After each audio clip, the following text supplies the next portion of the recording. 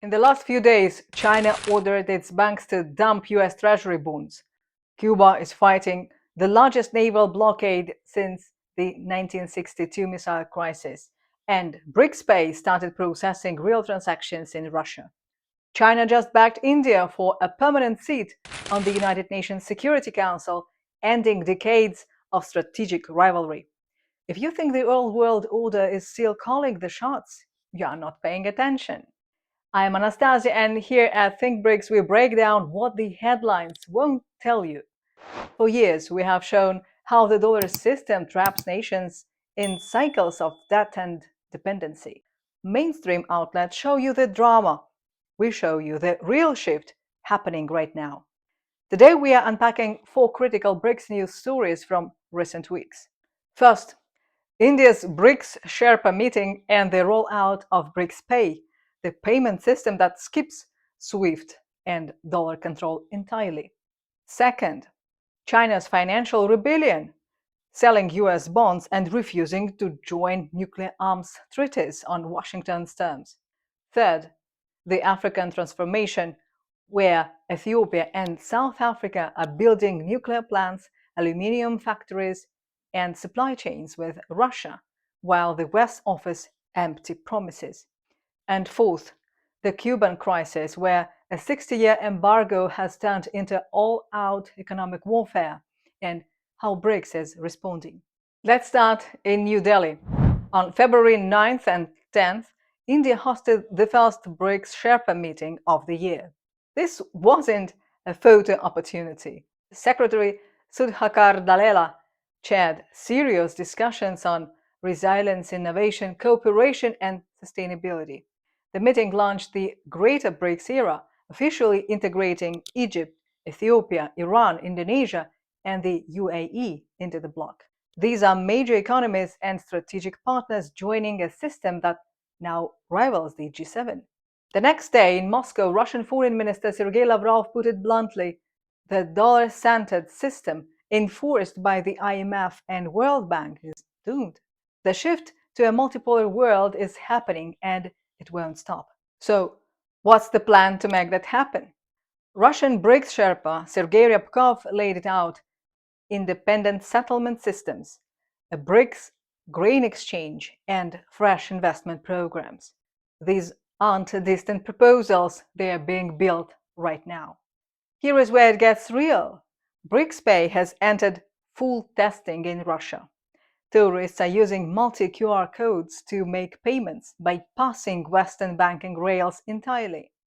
This is the first working piece of a new financial system that doesn't ask Washington or Brussels for approval. Here you are watching an exclusive footage the team recorded just for our viewers at Think BRICS. Think about what this means for countries facing sanctions. For decades, getting cut off from SWIFT meant economic death. Now, there is another option being built in real time. But the biggest news from New Delhi wasn't the payment system. On February 10th, China's executive vice foreign minister Ma Zhaoxu met with India's foreign secretary Vikram Misri. Beijing said something historic. China understands and respects India's aspirations for a permanent seat on the United Nations Security Council. This is huge. India and China, the world's 2 most populous nations, are calling themselves cooperative partners instead of rivals. They see each other as development opportunities, not threats. By agreeing to support each other's BRICS presidencies, India in 2026 and China in 2027, they have shut down the Western strategy of using India as a counterweight to Beijing. What do you think? Does this India-China partnership change the balance of power in Asia? Drop your thoughts in the comments below. Now let's talk about what China is doing on the financial and military fronts. On February 9th, Chinese regulators told domestic banks to scale back their holdings of US government debt. They cited concentration risk and the volatility of US debt markets. Translation: China is guiding its financial institutions to stop funding American deficit spending. The reaction of the markets was immediate.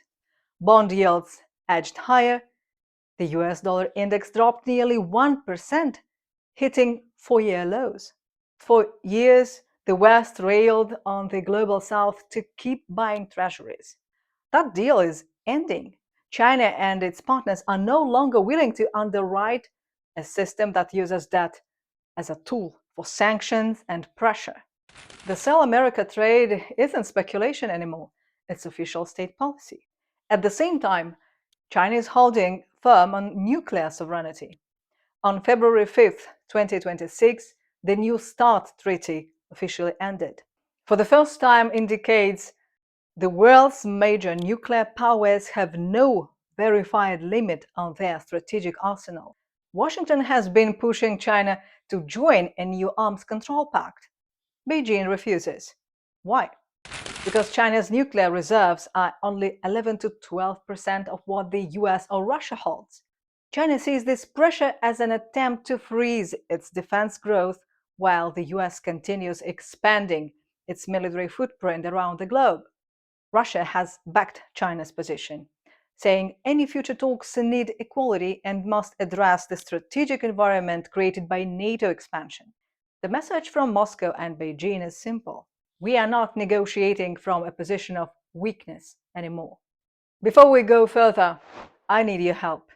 Think BRICS is not backed by lobbyists or billionaires. We are backed by viewers who want the truth. Support us with super thanks. Sign up on Substack or via other links below. Help us to stay independent. All right, let's move to Africa. Western engagement with Africa is often more symbolism than substance, but BRICS is delivering a structural transformation. Ethiopia joined BRICS on January 1st, 2024. Since then, bilateral trade between Russia and Ethiopia has nearly tripled, reaching $435 million in 2025. Russia is supplying fertilizers, farm machines, and energy equipment. Ethiopia is exporting coffee, flowers, and textiles. Coffee imports to Russia alone grew 2.6 times. But the partnership goes deeper than trade. Rosatom is conducting a study for Ethiopia's first nuclear power plant. This will transform the country's industrial capacity from the ground up. Russian tech companies like Wildberries, the Russian Amazon, is entering the Ethiopian market, supported by Ethiopia's Wealth Fund. Agreements have been signed with Rusal to build an aluminium plant, creating high-value jobs and industrial self-reliance. But it's not all good news. On February 7th, Ethiopia accused Eritrea of outright aggression and occupying border territories. The dispute centers on access to the Red Sea. These tensions are a critical test for the Greater BRICS framework. Will the bloc be able to mediate regional conflicts? We will be watching closely. South Africa is another key player in this story. Trade between Russia and South Africa hit $1 billion in 2025. Direct shipping routes have been reintroduced for the first time in 30 years. Russian investment is flowing into gas refining, nuclear waste management, and even winemaking. South African wines are replacing European brands on Russian shelves. While the US makes deep cuts to aid, BRICS nations are providing climate tech, solar power, and AI for disaster management. Russia and African nations are preparing a new action plan for 2026 to 2029, focusing on security and humanitarian work. The difference is clear. BRICS treats African nations as sovereign equals, not aid recipients. Do you think Africa's future is with BRICS or the West? Let me know in the comments. We cannot consider ourselves free as long as the people of Palestine, of Cuba, of Sudan, and Western Sahara, and elsewhere suffer occupation, oppression, and war. Now let's talk about Cuba, because this is where the true character of Western hegemony becomes visible. in 2026, the US has escalated its 60-year embargo into full-scale economic warfare. In the past month alone, the US seized 5 oil tankers carrying 7.3 million barrels headed to Cuba. The US has launched the largest naval deployment in the Caribbean since the 1962 missile crisis. Drones are watching Mexican tankers. Washington is threatening tariffs on any nation that supplies oil to Havana. The human cost is staggering. Cubans are enduring 20-hour blackouts. Hospitals are running without medicine. 69% of essential medicines are gone. This is collective punishment on a national scale. But Cuba is not standing alone. Cuba is a BRICS partner country now. China is installing solar parks across the island. 35 megawatts already online, with 85 more coming this quarter.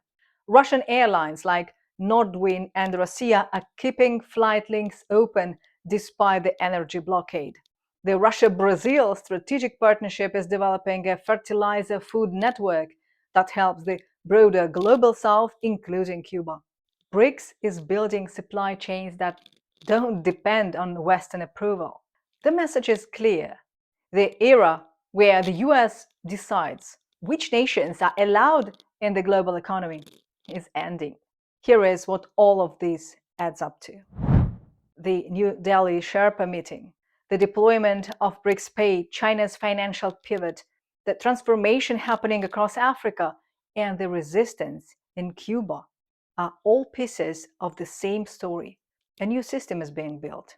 BRICS now accounts for roughly 35 to 40% of global GDP in purchasing power parity, ahead of the G7's roughly 28-30%, and represents just over 40% of the world's population. Ethiopia is building a nuclear future. India and China are stabilizing the heart of Asia. Brazil and Russia are securing global food systems. These nations are choosing sovereignty over hegemony. The West still has coercive tools. Sanctions, blockades, and financial pressure remain in the playbook, but those tools are losing their power. As the BRICS Sherpas continue their work through 2026, they are building a world where Western pressure no longer has the power to starve, silence, or stall the progress of the global majority. The transition isn't coming, it is here now. The question is how quickly the old order realizes it no longer holds the keys. Thanks for watching.